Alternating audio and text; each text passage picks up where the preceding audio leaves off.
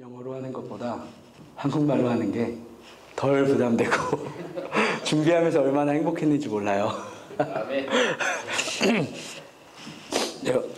네, 우리가 오늘 함께 나눌 말씀은요, 요한일서 2장 18절에서 29절 말씀, 그리고 말씀 제목은 앞에 보시는 것처럼 마지막 때를 사는 그리스도인들입니다. 여러분, 우리가 이 말씀을 천천히 다시 한번 읽는다면 우리에게 의문이 하나 생길 거예요. 그 의문이 뭘까요? 저에게 생겼던 의문은요, 도대체 마지막 때란 언제인가 였어요. 지금 요한은 예수님이 승천하시고 얼마 되지 않아서부터 마지막 때가 가까이 왔다고 이야기하고 있어요. 그리고 더 재밌는 건 뭐냐면요, 제가 공부하는 마틴 루터 1500년대 사람이거든요. 근데 그 사람도요, 마지막 때가 가까이 왔다고 이야기를 해요. 그리고 지금 이 말씀을 읽는 우리들은요, 지금이 바로 마지막 때라고 생각하고 있어요. 그렇지 않아요? 여러분, 그럼 도대체 마지막 때는 언제일까?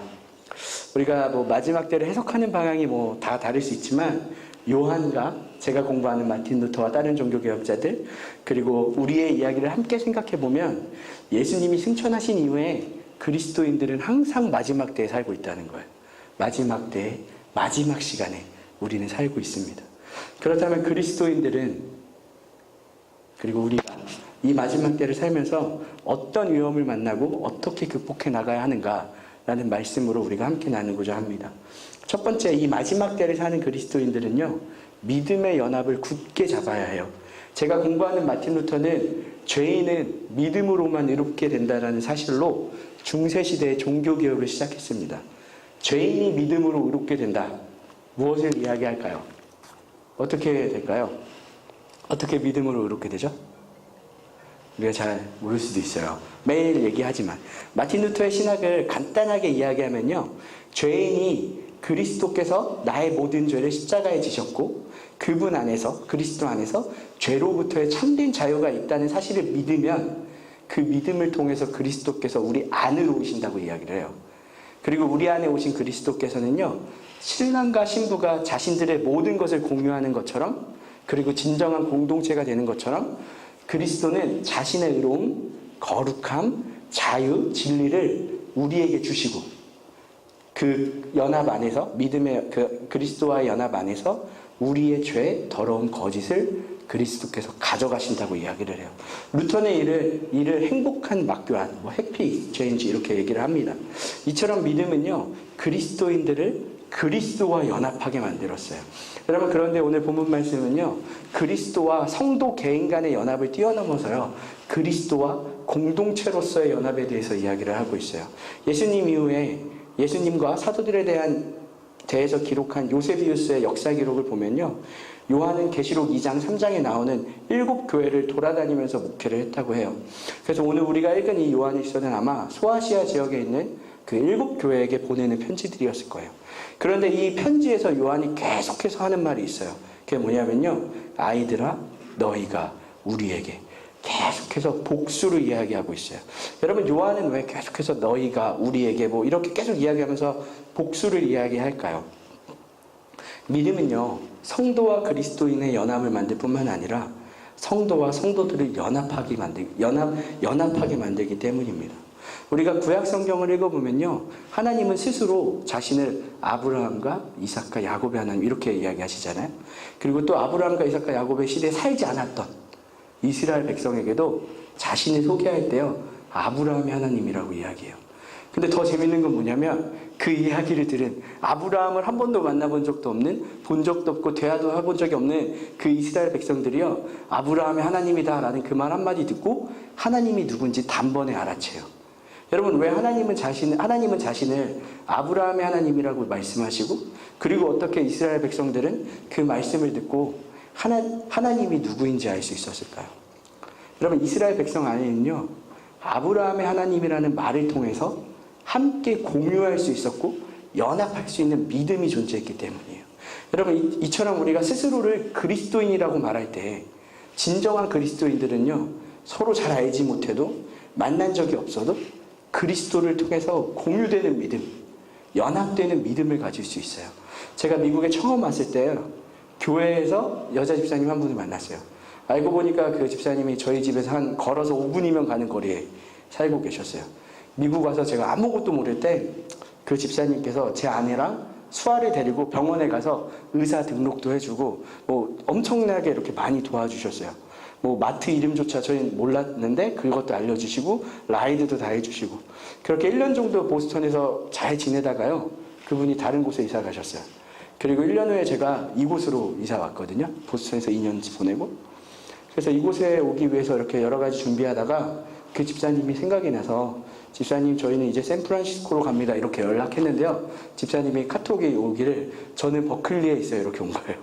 그래서 이곳에 왔을 때 또 엄청난 도움을 받고 지금까지도 이렇게 저희가 약간 이렇게 맛있는 거 못 사 먹을 것 같을 때 그때 연락하셔서 불러서 이렇게 같이 식사해 주시고 그러세요. 저는요, 이 집사님을 생각하면 하나님의 도우심, 하나님의 은혜가 생각이 나요. 그런데 또 한편으로 생각하면 우리가 교제하고 도움을 주고받고 할 수 있었던 이유가 무엇일까? 이걸 생각해 보면 우리가 그리스도 안에 있기 때문이에요.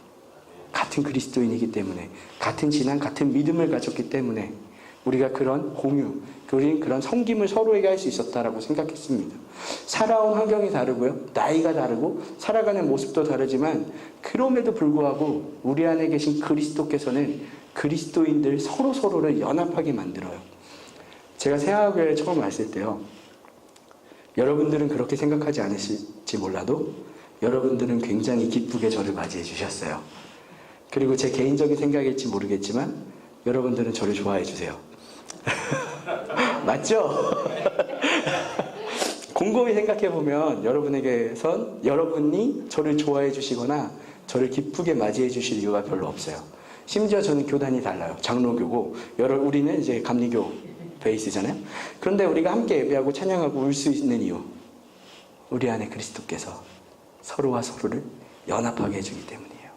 여러분, 이 마지막 때요, 요한은 계속해서 너희, 우리 아이들이라는 말로 이야기하면서 연합을 강조하는 이유가 무엇이냐면요, 적 그리스도는 이 연합을 깨기 위해 존재하기 때문이에요. 19절 말씀해 보면요, 적 그리스도는 우리 안에 우리와 함께 있었지만 우리에게 속하지 않고 나갔다고 이야기하고 있어요.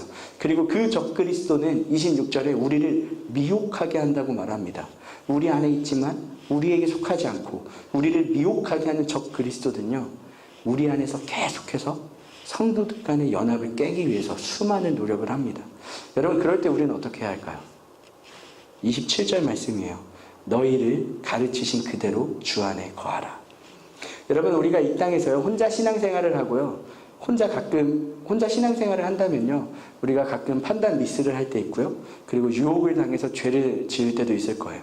그러나 요한은요, 너희가 함께 그리스도 안에 있으면 한 사람이 넘어질 때 붙잡아 줄 수 있고 이 유혹에서 승리할 수 있다라고 이야기하고 있어요.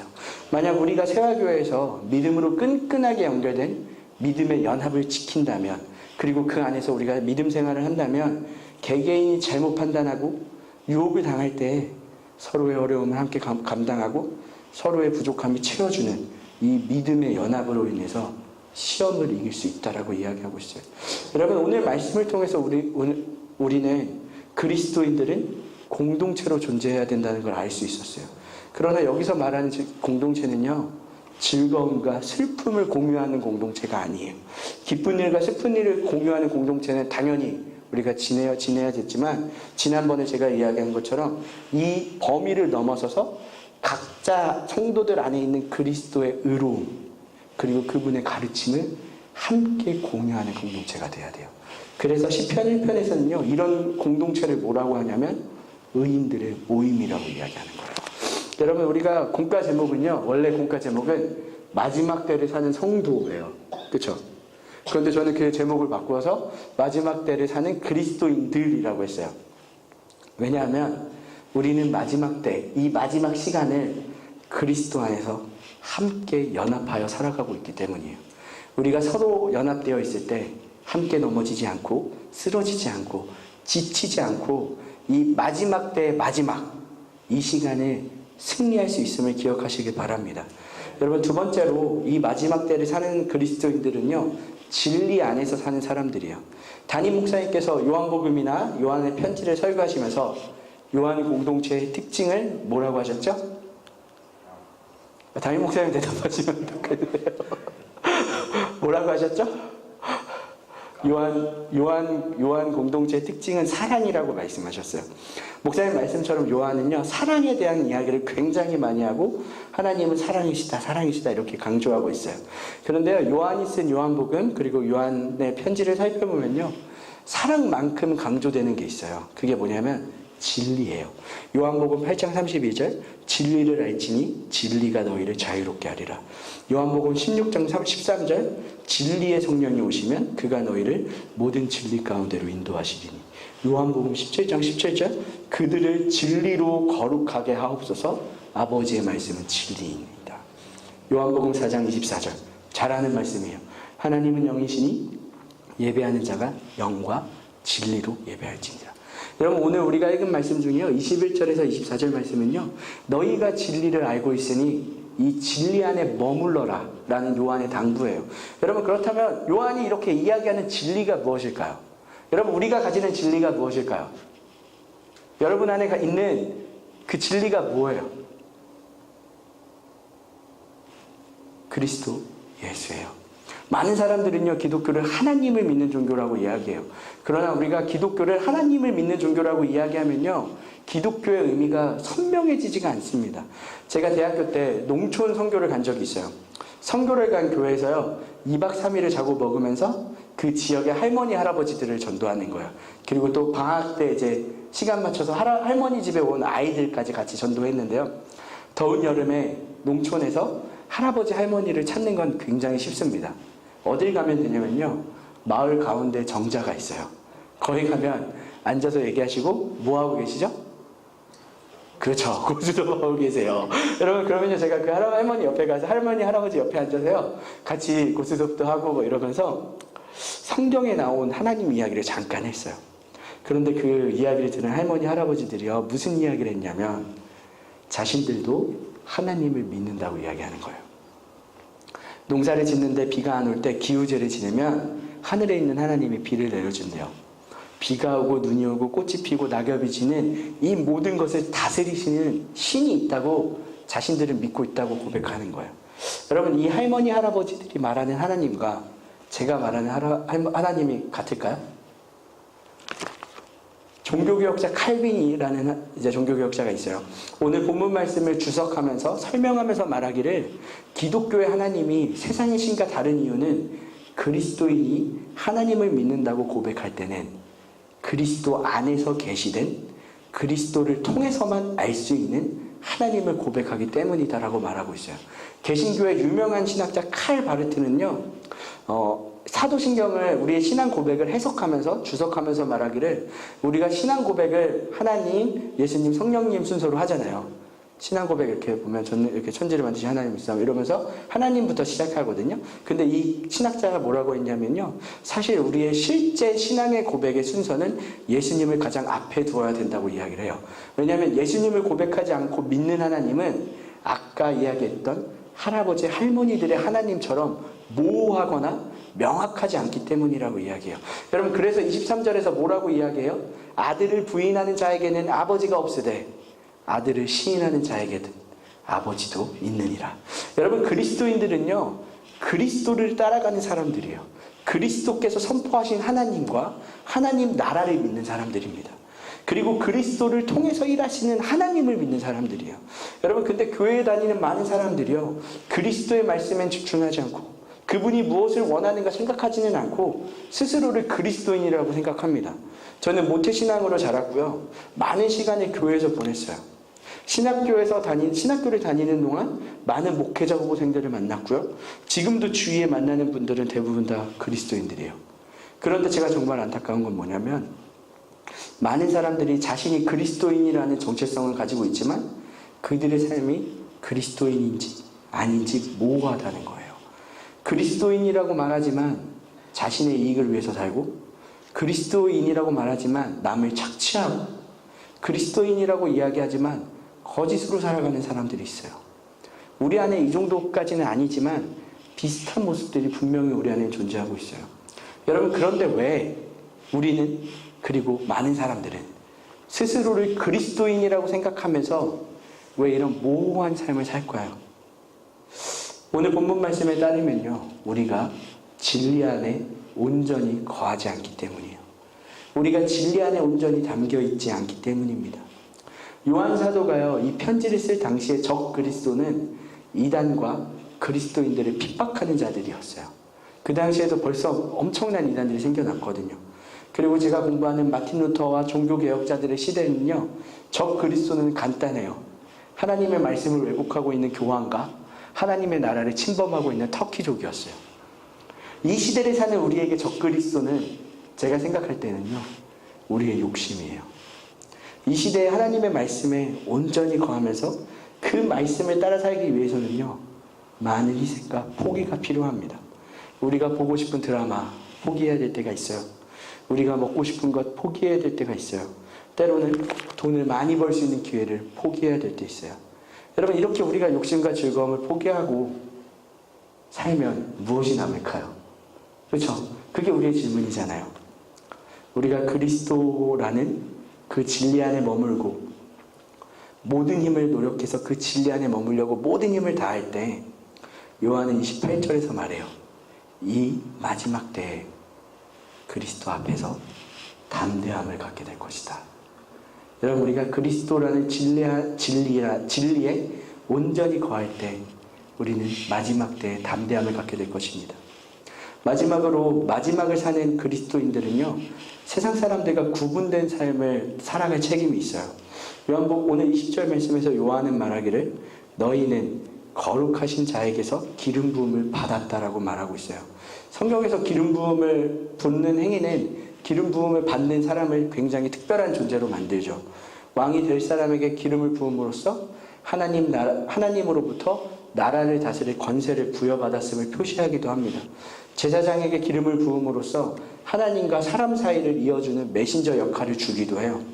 그러나 기름 부음을 받는다는 것은 특별한 존재가 된다는 동시에 특별한 책임, 구별된 책임이 부여된다는 말이기도 해요. 요한은 그리스도인들 전부가 기름 부음을 받았다고 이야기해요.